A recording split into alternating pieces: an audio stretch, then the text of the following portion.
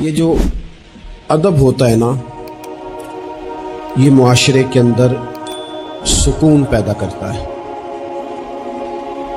اور بے ادبی جو ہوتی ہے یہ معاشرے کے اندر، سوسائٹی کے اندر بے سکونی پیدا کرتی ہے۔ ادب ہمیشہ محبتوں کے فروغ کا سبب بنتا ہے۔ بے ادبی، بے باکی، اپنی زبان کا تیزی سے استعمال کرنا، یہ نفرتوں کا باعث بنتا ہے۔ ادب کرنے والے لوگ جو ہوتے ہیں، ان سے ملاقات کر کے محسوس ہوتا ہے کہ یہ ادب والے نہیں، صرف ان کی کسی نے تربیت بھی کی ہے۔ اور بے ادبی، توہین، کسی شخص کے لیے ہتکامیز لہجہ اختیار کرنا، یہ بتاتا ہے کہ شخص غیر تربیت یافتہ ہے۔ آپ جب ادب کرنے والے ہو جاتے ہیں، پیار کرنے والے ہو جاتے ہیں، تعظیم کرنے والے ہو جاتے ہیں، تو آپ نا معاشرے میں سکون پیدا کرتے ہیں۔ میٹرک کر کے، پی ٹی سی کر کے کوئی آدمی اسکول میں ٹیچر لگ گئے تھے۔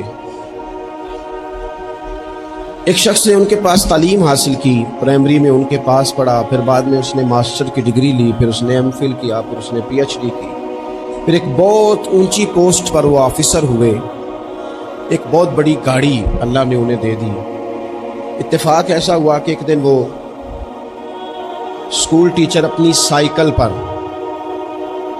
ریٹائر ہو گئے ہیں لیکن بڑی تنخواہیں نہیں ہوتی تھی پرانے زمانے میں اساتذہ کی، اب تو پھر بھی کچھ حوصلہ افزا معاملات ہیں۔ تو وہ ٹیچر اپنی سائیکل پر سمجھیے آ رہے ہیں گاؤں سے، اور ان کا وہ شاگرد جو کبھی کسی سن میں ان کے پاس پرائمری میں شاگرد رہا، وہ بھی آ رہا ہے گاؤں واپس، لیکن وہ پجاروں پہ آ رہا ہے۔ وہ ایک بڑی گاڑی پہ، 1.5 کروڑ کی گاڑی پہ بیٹھا ہے، اور وہ گاؤں آ رہا ہے شہر سے۔ اس نے جب سامنے دیکھا نا میرے استاد صاحب آ رہے ہیں، اس نے گاڑی روک دی، نیچے اترا، استاد جی کو سلام کیا، پھر کہا استاد صاحب یہ بچہ جو ہے نا، یہ آپ کا سائیکل لے آئے گا، میں آپ کو اپنی گاڑی پہ نہ لے جاؤں، جہاں آپ نے جانا ہے، پھر میں گھر چھوڑ دوں گا۔ استاد صاحب نے جانا اپنی سائیکل پہ ہی ہے، شکریہ ادا کیا، دعائیں دیں، بیٹھے اپنی سائیکل پہ ہی۔ اس نے نہ نذرانہ دیا انہیں، نہ تحفہ دیا ہے، نہ پیسے دیے، نہ ان کی پینشن میں اضافہ کیا ہے، نہ انہیں بڑا گھر لے کے دیا ہے۔ کیا کیا اس نے؟ ادب کیا ہے۔ اس نے اپنے استاد کا احترام کیا ہے، اس نے ان کی تعظیم کی ہے۔ نتیجہ اس کا کیا نکلا کہ استاد صاحب جب دوبارہ اس سائیکل پہ بیٹھتے ہیں نا، تو انہیں محسوس ہوتا ہے میرا سائیکل تو پجاروں سے مہنگا ہے، اس لیے کہ پجاروں والے تو اتر اتر کے سائیکل کو سلوٹ کر رہے ہیں۔ انہیں یہ فیل ہوتا ہے کہ یہ مہنگا ہے۔ جب آپ کسی کو احترام دیتے ہیں، کسی کی قدر کرتے ہیں، کسی کے ساتھ آپ کا رویہ عقیدت والا ہو جاتا ہے، تو اس کا لازمی نتیجہ یہ نکلتا ہے کہ سوسائٹی میں سکون پیدا ہوتا ہے۔ دو قسم کے بچے ہوتے ہیں، ایک بچہ وہ ہوتا ہے جس سے ماں باپ بات نہیں کرتے، کوئی کام نہیں بتاتے، کوئی گفتگو نہیں کرتے، وہ کہتے ہیں اس کو تمیز ہی نہیں ہے بات کرنے کی، پتہ ہی کوئی نہیں کیا کہہ دے گا۔ وہ بیٹا ہے، وہ ہو سکتا ہے اس کی وہ کسی کے سامنے شکایت نہ کرے، لیکن وہ اسے کوئی کام نہیں بتاتا۔ ایک بچہ ایسا ہوتا ہے جس میں ماں باپ سارا ہی بوجھ رکھ دیتے ہیں، انہیں پتا ہوتا ہے کہ میں نے جو اس نے کہنا ہے وہ اس نے کر دینا ہے۔ اب وہ بچہ سکون دیتا ہے، ماں باپ اس کی وجہ سے اپنے دل میں راحت محسوس کرتے ہیں۔ ماں باپ بوڑھے تھے، بچہ گھر آ گیا، دو رویے ہیں، آپ کو سمجھانے کے لیے چند مثالیں عرض کر رہا ہوں۔ ماں باپ بوڑھے ہیں، گھر میں غریبی ہے، بچہ ڈیوٹی سے آیا ہے، اب ماں باپ اسے کوئی کام کہنا چاہ رہے تھے، دونوں نے منصوبہ بندی کی ہے اور لفظ جمع کیے ہیں، اپنی سادگی میں کچھ جملے تراشے ہیں۔ بیٹا جب آیا تو بڑے دھیمے لہجے میں کہا پتر ہمیں تیرے وسائل کا بھی پتہ ہے، مسائل کا بھی پتہ ہے، تنخواہ کتنی ہے ہم جانتے ہیں، خرچے کتنے ہم جانتے ہیں، لیکن پتر ہم بھی تیرے علاوہ کس کو کہیں، تیری بہن غریبنی کو 10-20 ہزار کی ضرورت پڑ گئی ہے، تو کوئی مہربانی کر اس کے ساتھ۔ اور بڑے دبے لفظوں میں، ڈر کے، محتاج جملوں میں۔ بچہ تو ایسے ہوا جیسے پہلے سے ہی تیار بیٹھا تھا، لاوا تھا، پھٹ گیا، کہنے لگا ابا جی آپ ہر وقت مجھے تکلیف ہی دیتے رہتے ہیں، اماں ہر وقت آپ کام بتاتی رہتی ہیں، بہن کو سمجھائیں نا آپ کہ میرے پہلے بڑے مسئلے ہیں، میں کہاں سے اسے پیسے دوں، آپ اسے کہیں۔ माँ बाप बेचारे सारी रात रोते रहते हैं, यार ये इसने क्या किया, ना देता चलो ढब से जवाब दे देता। एक रवैया दूसरा है, बेटा घर आया है, माँ बाप ने बात की, का पुत्र वो तेरी बहन को कोई ज़रूरत थी और हम तेरे मसाइल वसाइल दोनों को जानते हैं, दिल नहीं करता तुझे कहने को, लेकिन फिर हम तो अब उम्र के उस हिस्से में है कि मजदूरियां नहीं कर सकते, तुझे ही कहना है। अगर तू महसूस न करे तो कुछ रकम की ज़रूरत थी। तो पुत्र उठ के करीब बैठ गया माँ बाप के और उसने हाथ पकड़ के बाप का चूम के कहा, बजी मुझे आप डर डर के काम ना बताया करें, आप हुक्म करें, मेरी जान भी हाजिर है। ये 20,000 की क्या बात हुई, आप जितने कहेंगे मैं बंदोबस्त करूंगा।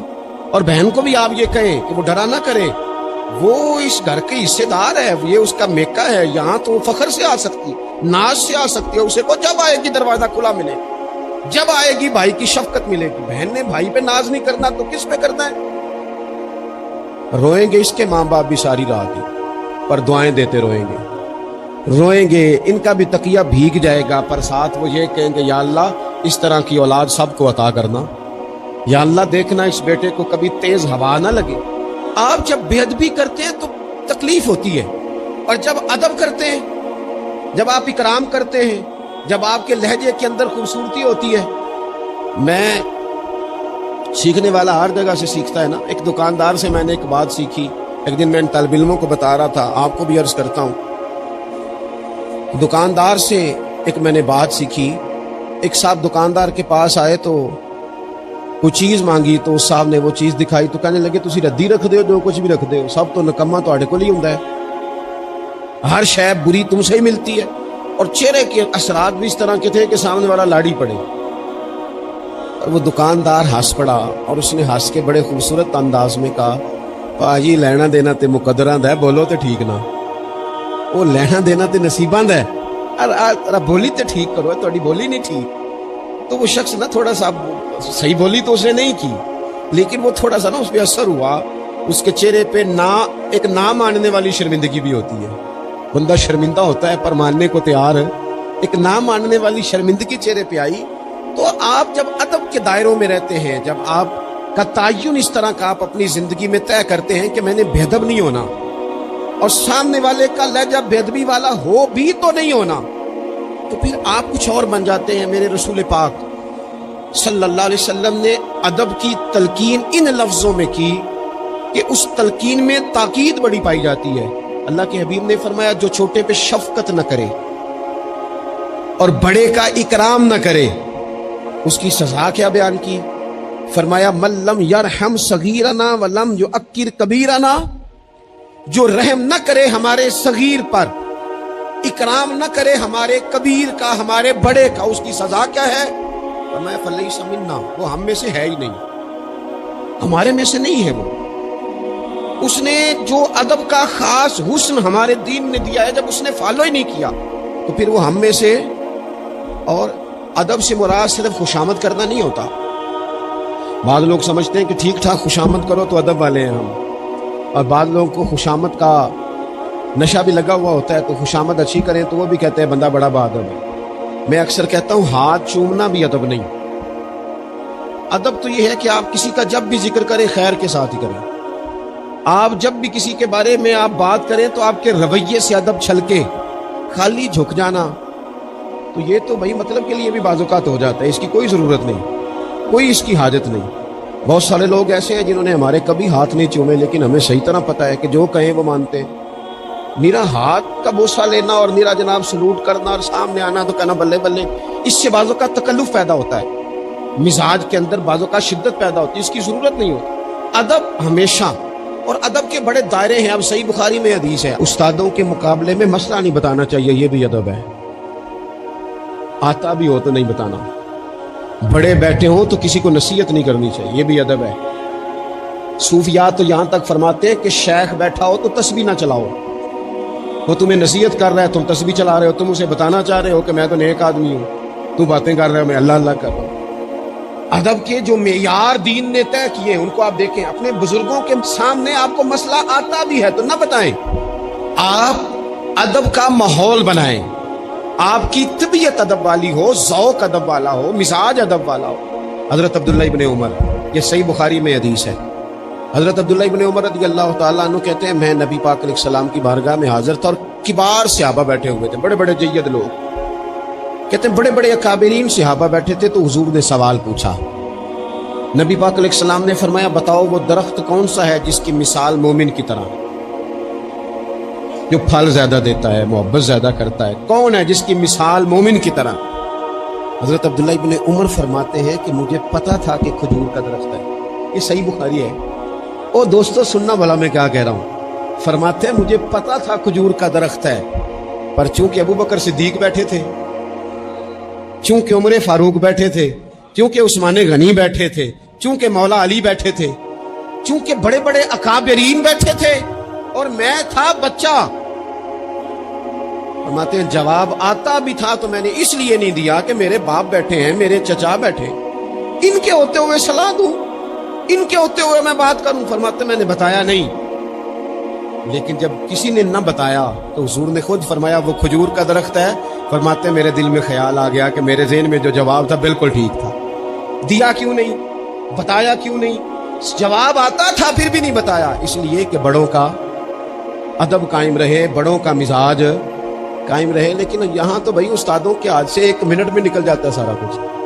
شاگرد کہتا ہے میں بتاتا ہوں نا استاد جی تو گوگل چلاتے نہیں، اور میں تو گوگل کا مفتی ہوں پورا، میں نے تو مسئلہ نکال بھی لیا ہے، میں ابھی میں نکال کے دیتا ہوں۔ یہاں تو عبارتیں ٹھیک کرا رہے ہوتے ہیں طلباء اپنے اساتذہ کی، یہاں تو مرید کہہ رہے ہوتے ہیں کہ آپ مجھ سے رائے لیں، میں آپ کو بتاتا ہوں کہ پیری مریدی صحیح کیسے چلتی ہے، میں بتاتا ہوں۔ آپ اپنی زندگی میں جب آداب لے آئیں گے، جب ادب لے آئیں، اور شدید ایمرجنسی بھی ہوتی تھی نا تو صحابہ ادب نہیں بھولتے تھے۔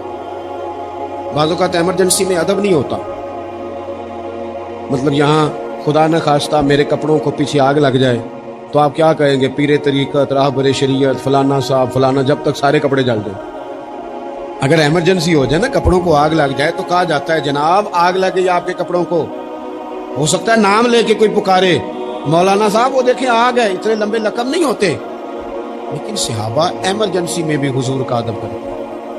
حضرت صدیق اکبر غار ثور میں ہیں، ایڑی پر ڈنگ مار رہا ہے سانپ، اور سانپ کا نام لے لے تو بندہ گھبرا جاتا ہے، لیکن ایڑی پہ ڈنگ مارا جا رہا ہے، جب تک ڈنگ لگ رہا ہے بار بار، اب اس کا اثر تیز ہوا، اس زہر کا اثر جب جسم پہ ہونے لگا تو آنسو آنکھوں سے نکلے، وہ حضور کے چہرہ نور پر آئے تو محبوب نے فرمایا کیا ہوا؟ کہنا چاہیے تھا نا سانپ سانپ سانپ سانپ۔ حضرت صدیق اکبر ادب نہیں بھولے، کہنے لگے فدا کا ابی و امی یا رسول اللہ، حضور میری ماں بھی قربان، حضور میرا باپ بھی قربان، فدا کا روحی و قلبی یا رسول، حضور میرا دل بھی قربان، حضور میری روح بھی قربان، یا رسول اللہ وہ سانپ نے ڈس لیا مجھے۔ ادب نہیں بھولے، وقت بدلنا ہے تو بدل جائے، لیکن آداب کبھی بھی امت کے ہاتھوں سے جانے نہ پائے، آداب کا ہر وقت خیال رکھا جائے، ہر وقت خیال رکھا جائے۔ آخری بات آج آپ حضرات کی خدمت میں عرض کرنی ہے، ہر جگہ ضروری نہیں کہ کوئی تنقید کا پہلو ہی نکالا جائے، ہر شخص کی نیت پر شک ہی کیا جائے، یہ ضروری نہیں۔ ایک ذہن بنا لیں، جو بھی رسول اللہ صلی اللہ علیہ وسلم کی بات کرے، عقیدہ اس کا ٹھیک ہو، دین کی بات کرے، قرآنی تعلیمات کی بات کرے، وہ کوئی ہو، کوشش کرے کہ جو خیر کی بات ہو اس میں خیر کے ساتھ سپورٹ شروع کریں۔ ہم نے بہت زیادہ جو گروہ بندی شروع کر دیا، اس سے تھوڑا سا اپنے آپ کو اوپر لے کے آئے۔ اقبال بار بار روتے تھے، کہتے تھے فرقہ بندی ہے کہیں اور کہیں ذاتیں ہیں، کیا زمانے میں پن پنے کی یہی باتیں ہیں۔ کہتے تھے کیا اس طرح ہم آگے جائیں گے، کبھی برادریوں کے بت اور کبھی جماعتوں کے بت۔ تھوڑا سا نا اپنے ذہن کو بڑا کریں، اور دین کی بات آپ کو لگے صحیح کہ بندہ کچھ ٹھیک ہے، آپ نے بندے کی سپورٹ کرنی ہے کہ دین کی بات کی سپورٹ کرنی ہے۔